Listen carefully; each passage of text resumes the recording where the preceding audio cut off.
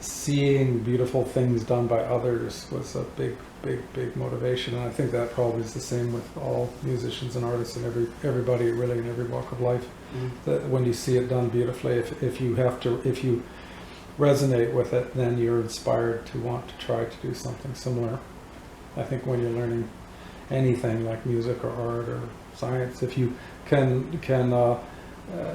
if you're inspired by the work of others and then you can succeed well enough to please yourself, you'll keep going.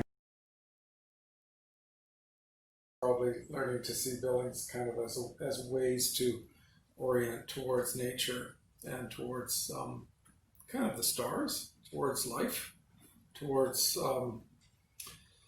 a sense of, well, it's axis mundi, towards having a sense of center or a sense of being in the right place and of being kind of at home.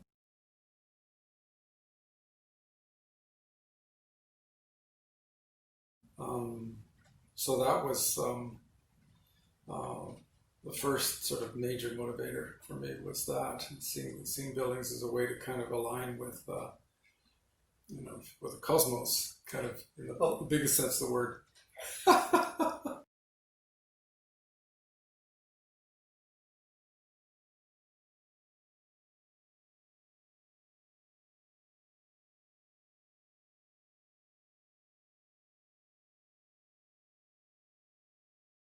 I was really struck visiting Newgrange in Ireland when I was around 30. And Newgrange is a building that dates back to 8,000 years ago, and it's basically one of the oldest buildings that's still around. That's been discovered. There's an older one in Turkey called Göbekli Tepe, which is similar and dates back to around 14,000 years ago. What's the sort of thing that struck me about Newgrange? It's basically an earth mound with and it's probably 300 feet across. It's absolutely enormous, and the mound itself is probably 50 feet high. So it's an enormous earth structure, and it's faced on the entry side, which faces east, in limestone. So it's actually an extraordinary piece of stone construction done by early farmers, I guess. Perhaps there probably were early farmers or early, to some extent, herdsmen, and to some extent hunter-gatherers. But they had to have had the ability to get a fair bit of food from a small area to have been able to support the kind of work crew needed to build something like that, and to have had the spare time. So they were probably early farmers. Anyway, what struck me about the building is, like Stonehenge and like all the old henges from 4,000 years ago, it orients to the rising sun on the longest day of the year, the summer solstice. And then inside, it's designed with an entry tunnel so that on the sunrise, on the summer solstice, the sun shines right down the tunnel and illuminates an altar right in the center of this earth mound. And that altar would have the bones and bodies of all the people that had died that year. I think that's what the archaeologists sort of are speculating, arranged around it, and when the sun struck it, it would transport them, if you want, back to wherever we all come from and wherever we all go. It would kind of magically transform and basically reunite the dead with, let's say, with the cosmos.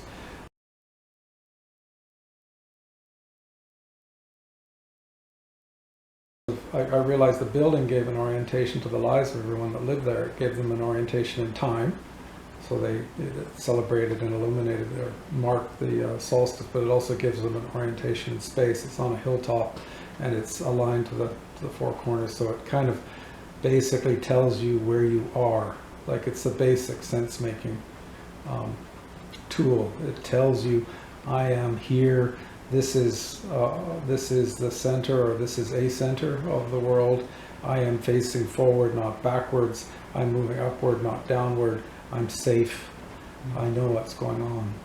So all those things about sense-making and safety and knowing what's going on, and feeling that your life has some direction. The feeling that you're alive and at home and properly situated and going the right way are the things that building provided, I think, for those people living 8,000 years ago. And most sacred structures, I think, are aimed at doing that.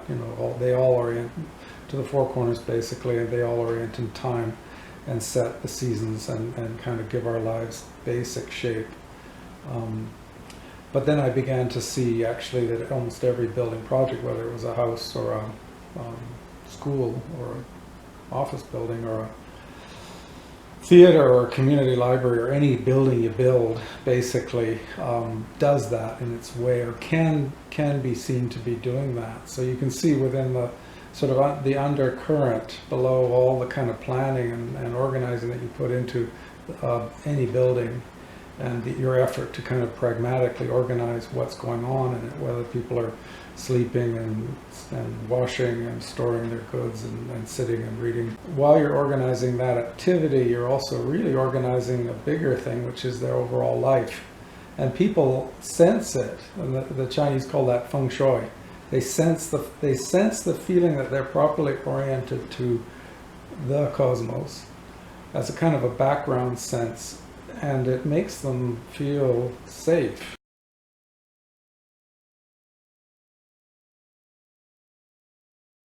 It supports the people, all of us, in having some sense of identity, or of an enduring identity.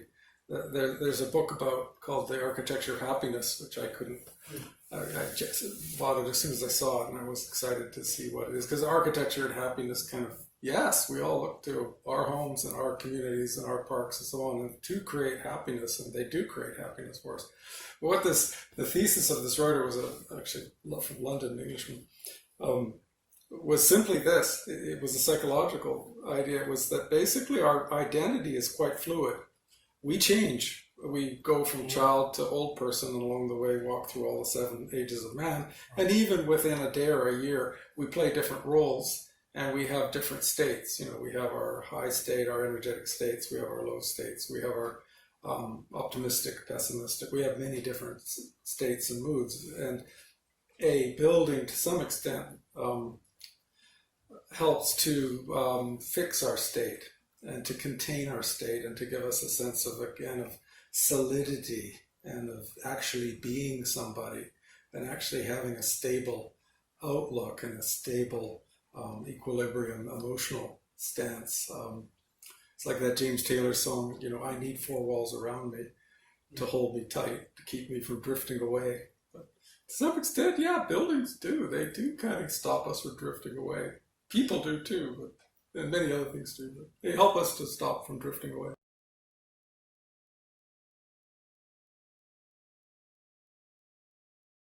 So it makes you see a church then as more than the religion that belongs to that church or that is currently inhabiting that church.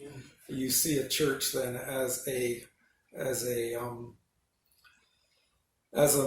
axis mundi, as an orientation, as a basic coming home for the community of people that go into that church.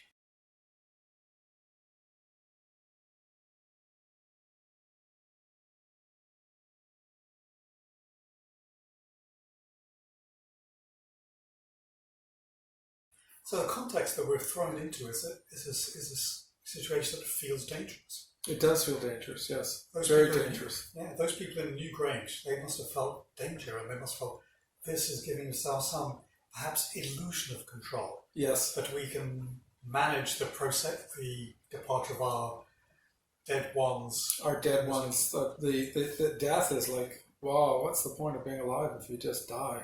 And, how do we cope with that? That's just awful. I can remember being horribly haunted by that as a child.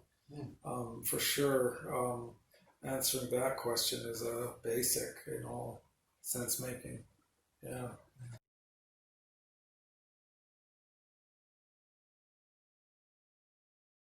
You're working to create a sense of order, but you're working with the fact that it's a sense of order. It's not das, it's Dasein. It's not the thing in itself. It's actually just the mind reading it.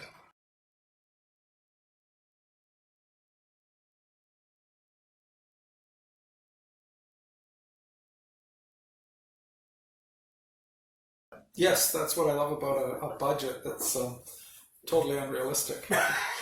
It gets us started, because almost everything we do certainly in the world of buildings, is always going to be way more difficult and way more expensive than we thought it would be had we known at the start. It's true of life. If you knew at the start of your life all the pain and suffering you'd have to go through, you'd probably never keep going. Yes, that's true. Well, there's the tarot deck. Apparently, the tarot deck is wisdom about life that's encoded into a game just to Yes. make it permanent.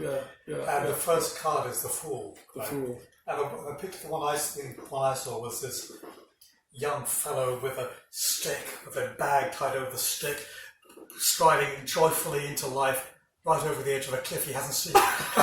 Exactly. Yo!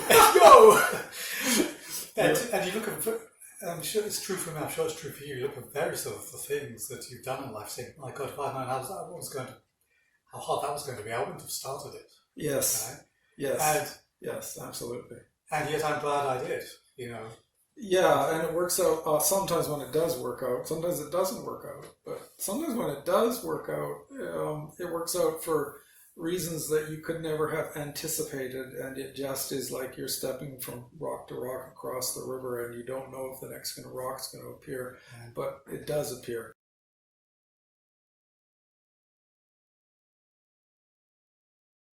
One of the striking, I'm reading medieval history at the moment, and the design of castles, with those incredible star designs. Yes, right.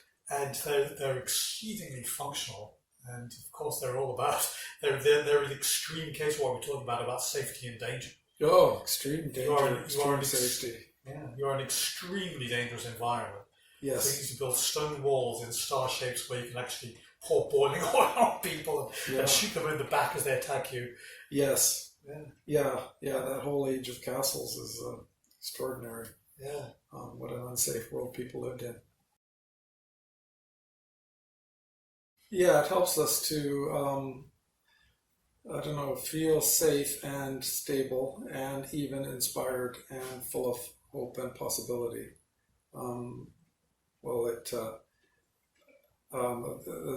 It helps us to orient towards something of beauty and to kind of have a feeling of that life is worth living, feeling of optimism.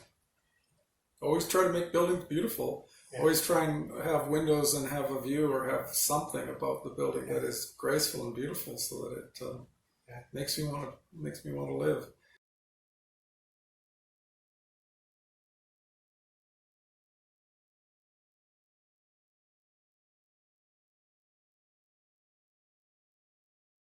The need to make sense, I think, of our lives is even deeper than almost survival.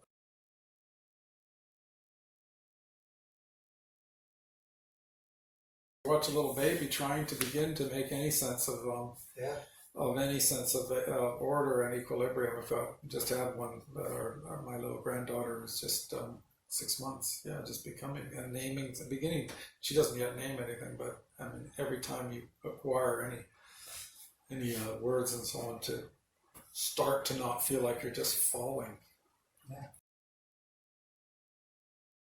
There's lots of studies, say, of criminals that show that actually a criminal is suffering so much from feeling that they've lived outside the rules of life and that they're horribly guilty. And it's horrible to feel that your life can't be explained to somebody else, that you have to hide, and that it's a chaotic inner realm. My mother-in-law was a probation officer, and she said that every one of the people that she took care of, that she oversaw during their probation, had a huge need to explain themselves and to confess and to atone. And it's like when you watch some of the murder mysteries, that the detective always gets the criminal to confess. That's the key moment for the criminals, when they can confess. Or it's the moment where the villain says, "Now, Mr. Bond, since you cannot possibly escape, I might as well tell you what." Explain myself to you. Yeah, exactly, right, when he's about to kill him. But that moment where you confess is the moment when your life starts to make sense. Yeah. Where you've achieved some sense making, and that need to make sense Yeah. seems to be, let's say it's way bigger than your need to buy an extra car or to live in another house or have extra this or that, right? To the second course of dinner, all the things you can possibly consume physically, right?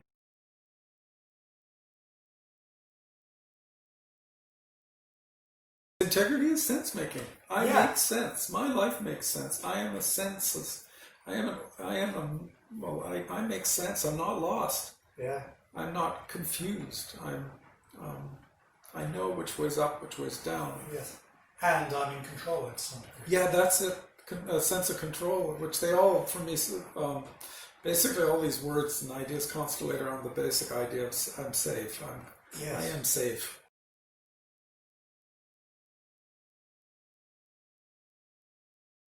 There's other aspects of that making sense. Self-expression would be another thing people love to do. I found that as an architect working with clients, well, almost all clients. I work for people that had billions of dollars, done very fancy houses, and I've worked for little community groups that had almost nothing.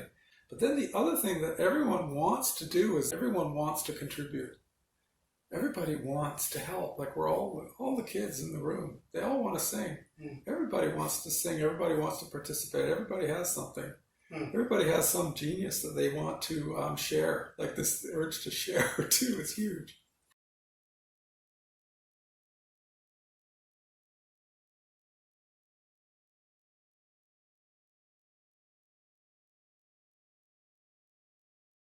Seeing a building as a way to orient to the cosmos. So that leads to then the kind of next thing, which is really seeing the building kind of as then a keyhole, as well as a way to orient. It's also a way to see through and to kind of see through into reality. Basically, as one comes into a building, one wants to both relax and awaken. So one wants to basically shift a little bit from this slightly embattled mindset that you're normally in say, a normal day and trying to, let's say, get to work on time or get to the grocery store and park without running over anybody's child. All these little things you try to do. So as you come into the building, you do want people to kind of relax. So there's this sort of initial phase of a real sense of safety. This is a very direct route. It's clear how we come in. Maybe there's a little sound of water. Maybe there's a beautiful bonsai plant. There's just something to kind of make us stop for a little second and just kind of awaken a little bit. And then as you come into the building, usually, if you can, you do want it to kind of open up to maybe to a view, or maybe to just a big sense of clear spaciousness, like coming into a church. You come into a church, there's the structural system, which gives you a lovely sense of order in the world. Coming, say, into let's say into a school, let's say you come into a kind of a courtyard or into an atrium or into a big hall where you can see, okay, there's all the pieces that I need to know here. There's the front desk, and here's my orientation, and then there's where I'm trying to go. So you have a sense of being shown what's going on. The keyhole. I look through the keyhole and I see what's going on. The building makes sense. It makes sense of my reality. Say an example would be a well-designed airport, which is kind of chaotic to arrive at, but as you come into the main airport lobby, if it was really well-designed, you'd kind of see, I need to go over there to departures. On the way, I need to present my ticket, and I'm then going to have to go through that security checkpoint, but it's all pretty clear. I think of Terminal 2 at Heathrow does that. You come in, and it's really quite clear. It's got this beautiful, big, huge arch ceiling that acts as kind of a metaphor for the whole process of going through the building. It takes you from your point of arrival through your security and to your departure, and it's there kind of as big subconscious piece of sculpture that tells you where you're going and makes sense, so that the building is acting as a keyhole. So I always do that when I'm designing. I think it through in terms of arrival, simplification, and explanation. Every building is a transition from a small space, the entrance, to a big space, Yes. into a small space. Yes. Yeah, it has that. At an airport, to the extreme, from your car to the airport, into your seat. Into your seat, yeah.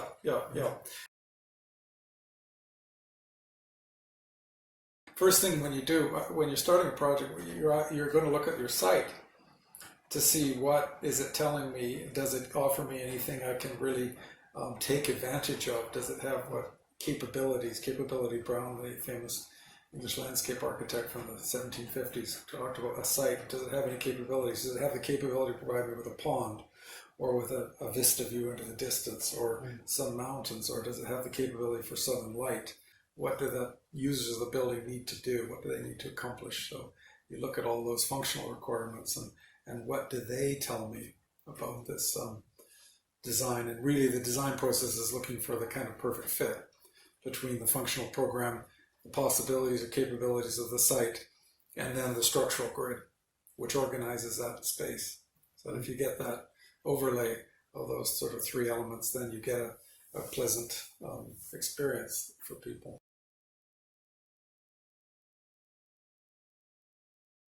You get a good sense of arrival. We all remember the what is it, those beautiful raven sculptures, Bill Reed sculptures, and that nice courtyard around it. So you really have a homecoming sense when you come there. You're somewhere you know, and then it takes you pretty clearly, because they use a high space, and again they were able to simplify and give you an overall cognitive understanding of, I'm going to the airplane, or I'm coming from the airplane, by putting the departures below and all the arrivals on a bridge. So by being able to put them in the same space but keep them secured from each other, they were able to simplify the experience of the thing, so that you see where you're going, you're inhabiting the space, and then yes, I'm doing my functional, which is I'm leaving or coming, and going through security and various kinds of waiting experiences to leave, or arriving and going through security.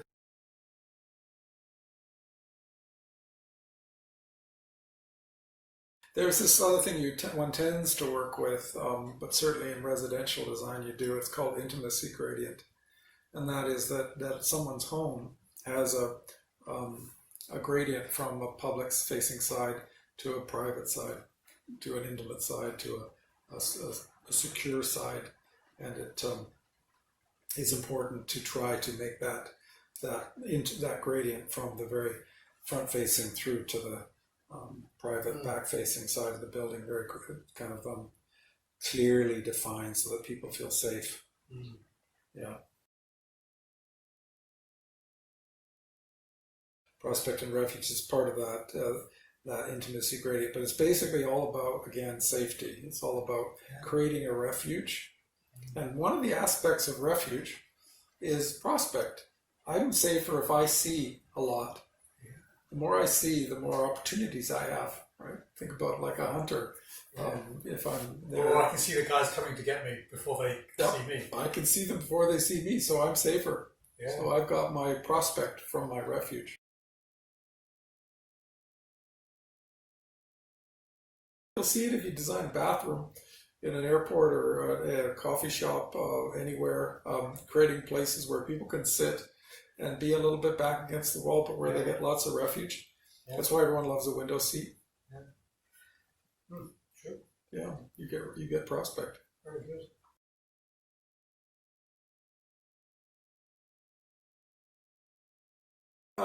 I think about retiring. I haven't yet kind of fully swallowed exactly what that would what kind of a new life I will create. I can't probably keep working more than another year or two or three. We'll see. I'm 61, and I think my pension will kick in at 65. So I will probably keep working till I'm 65.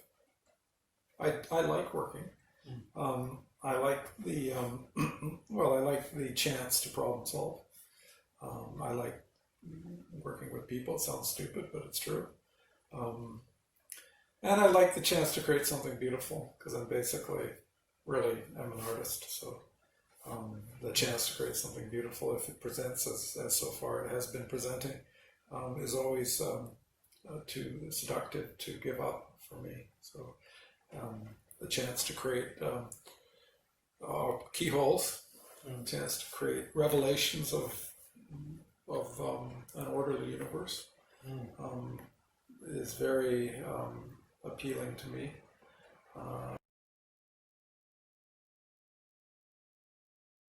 Environment here is very good and very healing for your nerves. Like it just, it's very restorative.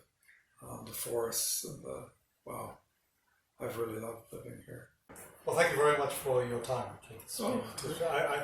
You've really actually opened up my understanding of architecture. I see it differently now, so thank you very much for